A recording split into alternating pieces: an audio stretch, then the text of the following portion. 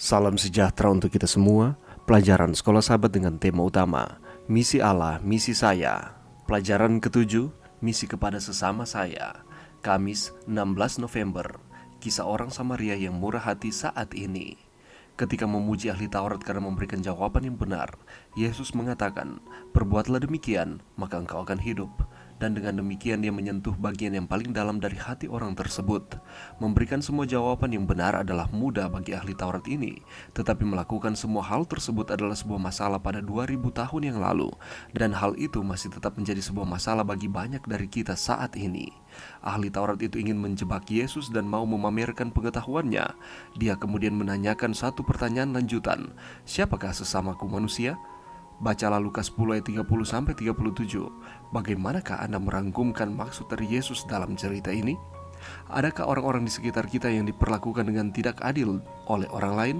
Sudahkah kita melakukan apa saja yang bisa kita lakukan untuk menolong mereka? Adalah benar bahwa kadang-kadang para pendeta, tua-tua, dan anggota jemaat tidak membantu mereka yang membutuhkan pertolongan.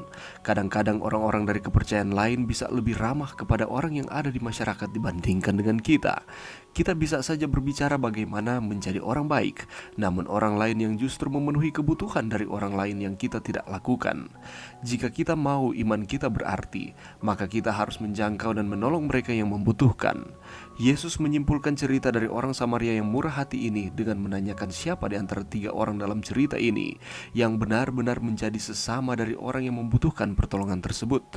Dengan demikian pertanyaan, siapakah sesamaku manusia? Dijawab selama-lamanya. Kristus telah menunjukkan bahwa sesama manusia bukan saja berarti seseorang yang segereja atau seiman dengan kita. Hal itu tidak ada hubungannya dengan suku, warna kulit, atau perbedaan golongan.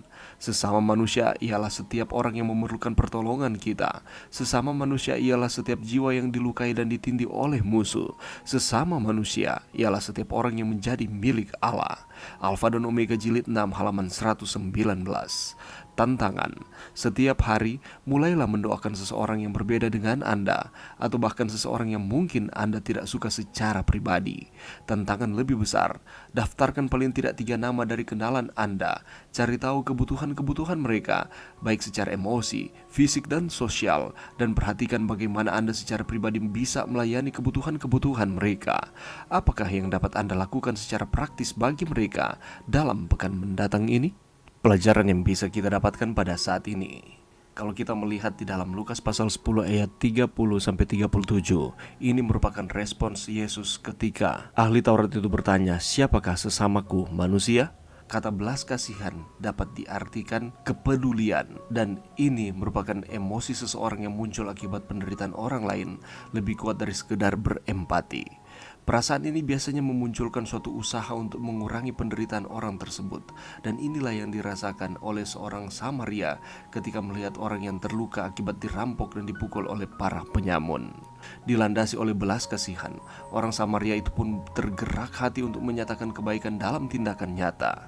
Belas kasihan tanpa disertai dengan sebuah tindakan tidak akan berdampak apa-apa. Oleh karena itu, ketika kita berbelas kasih kepada orang lain, harus disertai dengan apa yang harus kita lakukan untuk mereka, sama seperti dengan orang Samaria yang diceritakan di dalam Lukas pasal 10 ayat 30-37.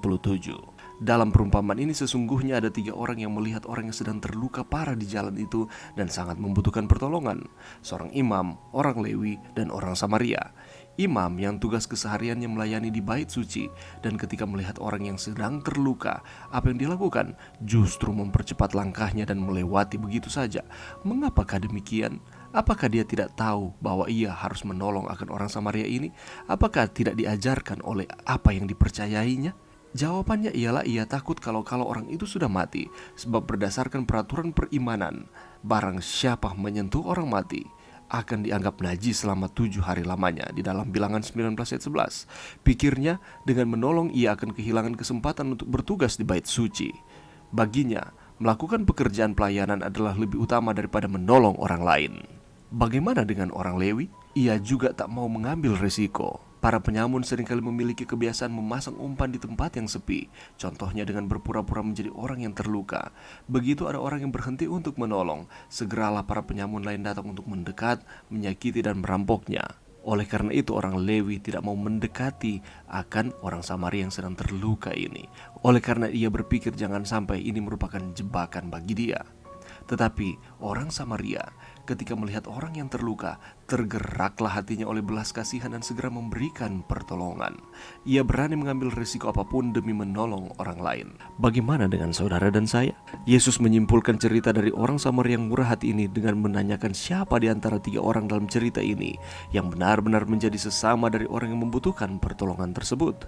Oleh karena itu, menurut Yesus, siapakah sesamaku manusia yang ditanyakan oleh ahli Taurat? Sesama manusia bukan saja berarti seorang yang segereja atau seiman dengan kita. Hal itu tidak ada hubungannya dengan suku, warna kulit, atau perbedaan golongan. Sesama manusia ialah setiap orang yang memerlukan pertolongan kita. Sesama manusia ialah setiap jiwa yang dilukai dan ditindih oleh musuh. Sesama manusia ialah setiap orang yang menjadi milik Allah. Oleh karena itu, mari kita menunjukkan kasih kita kepada sesama manusia, bukan hanya dengan perkataan saja, tetapi harus ditunjukkan dengan tindakan kita. Ketika melihat orang lain sedang terluka dan sangat membutuhkan pertolongan, apakah hati kita tergerak untuk memberikan pertolongan? Apakah hati kita peka terhadap kebutuhan orang lain? Jangan pernah kita melupakan bahwa mengasihi itu bukan hanya dengan kata-kata kita, tetapi harus diwujudkan dalam suatu tindakan. Mari kita miliki hati seperti hati Yesus yang penuh dengan belas kasihan. Mari berdoa. Terima kasih Tuhan atas firman-Mu pada saat ini. Bantu kami Tuhan untuk kami dapat mengasihi sesama manusia. Kami belajar dari pengalaman orang Samaria yang baik hati. Kami dapat aplikasikan di dalam kehidupan kami, bukan hanya dengan perkataan saja, tetapi dengan tindakan-tindakan kami. Karena Allah telah lebih dahulu mengasihi kami. Ini doa kami Tuhan di dalam nama Yesus. Amin.